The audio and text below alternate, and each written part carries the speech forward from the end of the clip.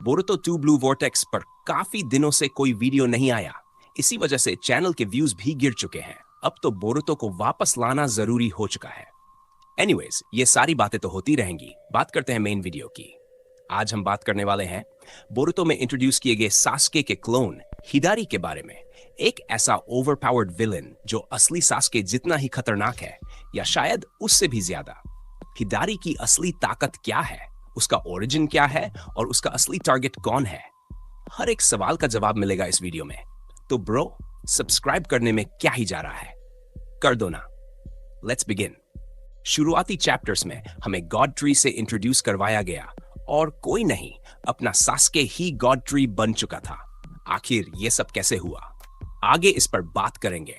लेकिन सिर्फ यही नहीं, गॉड ट्री से बनाए गए खतरनाक क्लोन्स भी सामने आए और उन्हीं में से एक था सास्के की कॉपी हिदारी। हिदारी की पर्सनालिटी को देखकर ही समझ आ जाता है कि ये कितना भयानक विलन होने वाला है। क्या ये असली सास्के जितना ताकतवर है या उससे भी ज्यादा? चैप्टर 5 में फाइनली एक्सप्लेन किया गया कि हिदारी का क्रिएशन आखिर हुआ कैसे। टाइम स्किप के दौरान सास्के बोरुतो को ट्रेनिंग दे रहा था। सिर्फ 1 साल में सास्के ने उसे अपनी सभी टेक्निक्स का बेसिक्स लेवल सिखा दिया था। लेकिन यह बात कुछ हजम नहीं होती। बोरुतो सिर्फ बेसिक्स ही सीख पाया।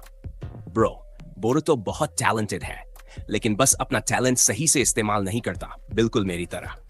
और सिर्फ बेसिक सीख लेना काफी नहीं है। सास्के की टेक्निक्स को मास्टर करने के लिए बोरुतो को अभी और टाइम लगेगा। बोरुतो और सास्के को आखिरी बार एक साथ फायर के पास बैठे हुए देखा गया और उस पल में सास्के सच में उस मोमेंट को एंजॉय कर रहा था। कुछ समय बाद कोड ने बोरुतो को ट्रैक कर ही लिया। उसे रोकने की जिम्मेदारी सास्के पर थी, लेकिन यह कोई आम लड़ाई नहीं थी।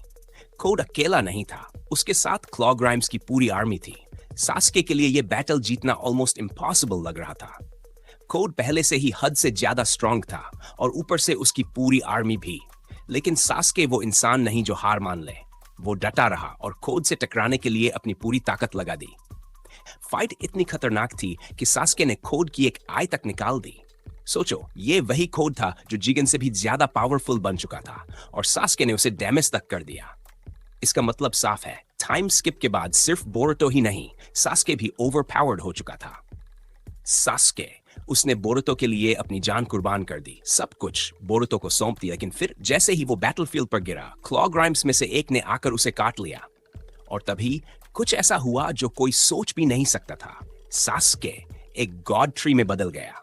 उसकी चक्रा पूरी तरह खत्म हो चुकी थी और उसी पल सास्के का क्लोन हिदारी जन्म लेता है। हिदारी को सबसे पहले चैप्टर 4 में देखा गया। पहली नजर में ही साफ था, यह सास्के की चक्रा से बना है। लेकिन ये कोई मामूली क्लोन नहीं, ये एक शिंजू क्लोन है, मतलब बोरुतो से भी ज्यादा स्ट्रांग। ऑब्वियसली ब्रो, सास्के का क्लोन है तो पावरफुल तो होगा ही। पैदा होते ही हिदारी ने बोरुतो पर अपनी ताकत टेस्ट की और भाई जो हुआ वो कोई सोच भी नहीं सकता। बोरुतो और हिदारी की पहली फाइट में ही साफ हो गया था। हिदारी बोरुतो से कहीं ज्यादा पावरफुल है। इसी ने पहली बार स्पेस टाइम शिंजुत्सु का इस्तेमाल किया था, जो उसे कोड के जरिए मिला था। ये शिंजुत्सु यूजर को कहीं भी टेलीपोर्ट कर सकता है। साथ ही हिदारी अपने हाथों को मैनिपुलेट करके उन्हें घातक हथियारों में बदल सकता है। उसने अपने हाथों को स्वॉर्ड में बदलकर बोरुतो पर हमला किया, लेकिन बोरुतो फौरन भाप जाता है और तेजी से डॉज कर लेता है। हिदारी बिना कोई मौका गवाए एक तगड़ा चिदोरी चार्ज करता है। बोरुतो अपने रासेंगन से चिदोरी को रोकने की कोशिश करता है, लेकिन जल्दी ही उसे एहसास हो जाता है कि हिदारी और दूसरे क्लोन के खिलाफ वह टिक नहीं पाएगा, तो वह पीछे हट जाता है। लेकिन भाई, इस पॉइंट पर हिदारी को अपनी फुल पोटेंशियल का पूरी तरह से एहसास भी नहीं हुआ था। उसे जितना समय दिया जाएगा अपनी पावर्स को समझने में, वह उतना ही ज्यादा पावरफुल होता जाएगा। हिदारी में सासुके की पूरी ताकत समाई हुई है, उसकी बैटल एक्सपीरियंस, उसका चक्रा, सब कुछ। और सिर्फ इतना ही नहीं, हिदारी के पास 10 टेल्स की पावर भी है। यह कोई आम क्लोन नहीं, बल्कि 10 टेल्स की रियल फॉर्म है। यही खत्म नहीं होती कहानी, रुको जरा, सब्र करो। तुम जानते हो हिदारी की दोनों आंखों में क्या है? कैस करो, अब भी नहीं समझे? ठीक है, मैं ही बता देता हूं। रिनेगैन, यस रिनेगैन, मतलब उसके पास 6 पैथ्स की पूरी ताकत है। अब सोचो, ऐसी पावर के साथ वो क्या कर सकता है? किशिमोतो सर, क्या शक्तियां कम पड़ गई थी? शेरिंगन, ब्याकुगन, सेज मोड, ये सब भी दे देते तो क्या जाता। हिदारी पहले से ही इतना ओवरपावर है और जैसे जैसे वक्त बीतेगा वो और भी खतरनाक होता चला जाएगा। इतना पावरफुल होने के बाद हिदारी का असली टारगेट कौन है, सोच रहे हो नन? चलो मैं ही बता देता हूं। सारदा उचिहा। हाँ भाई, सास्के और साकुरा की बेटी सारदा। और वजह जानकर दिमाग हिल जाएगा। हिदारी उससे शादी करना चाहता है। कसम से भाई, बोरुतो तुझे छोड़ेगा नहीं। पर मजाक से हटके अब आगे देखना दिलचस्प होगा। बोरुतो चैप्टर 5 में जूरा, जो कि क्लोन्स का लीडर लगता है, ये एक्सप्लेन करता है कि उनका एग्जिस्टेंस सिर्फ उनके मकसद को पूरा करने के लिए है। क्लोन्स का एक ही टारगेट था, और भी ज्यादा चक्र हासिल करना और स्ट्रॉन्गर बनना। जब हिदारी के मन में सवाल आता है हम एग्जिस्ट ही क्यों करते हैं, तो जूरा उसे सीधा आंसर ना देकर कहता है अपने मन की बात सुनो, वहीं पर तुम्हें तुम्हारा आंसर मिलेगा। एज अ रिजल्ट हिदारी अपनी इनर वॉइस को सुनता है ताकि उसे अपना टारगेट मिल सके, और आखिरकार उसे पता चलता है कि उसका टारगेट और कोई नहीं बल्कि सारदा उचिहा है। हिदारी सास्के की कॉपी है तो वह सारदा को कंज्यूम करना चाहता है। सारदा के लिए यह फाइट बेहद डिफिकल्ट होने वाली है। अगर उसे जीतना है तो अपनी पावर और टेक्निक्स को नेक्स्ट लेवल तक लेवल अप करना होगा, वरना वो हिदारी के सामने एक सेकंड भी टिक नहीं पाएगी। सारदा ने मेंजिक्यू शेरिंगन अनलॉक कर लिया है, लेकिन हिदारी के पास है रिनेगन। उसे और भी ज्यादा पावर्स की जरूरत होगी, नहीं तो ये लड़ाई उसकी आखिरी साबित हो सकती है। हिदारी वर्सेस सारदा इस फ्यूचर फाइट का सेटअप पूरी तरह से हो चुका है।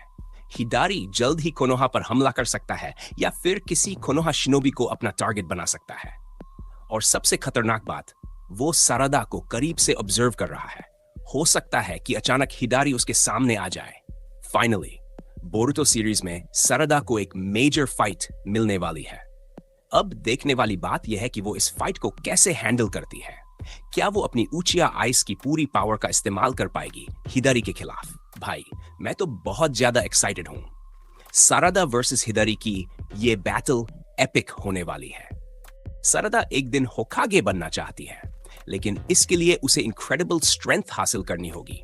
उसे इतनी स्ट्रांग होना होगा कि वह ओत्सुत्सुकी लेवल की थ्रेट्स को संभाल सके, क्योंकि यही स्टैंडर्ड नारुतो उजुमाकी ने भी सेट किया था।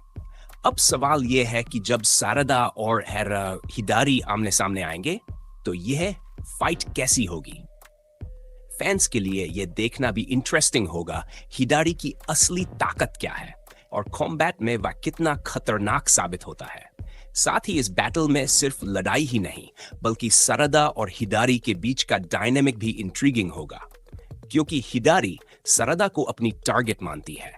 तो क्या उसका उसके साथ कोई अलग तरह का कनेक्शन भी होगा, या फिर ये बस हंटर और प्रे की तरह की रिलेशनशिप होगी जो हमें आगे के चैप्टर्स में पता चलने वाला है। तो गाइज आज के लिए बस इतना ही। चैनल पर न्यू हो तो एक सब्सक्राइब कर देना। Bye, see you in the next video.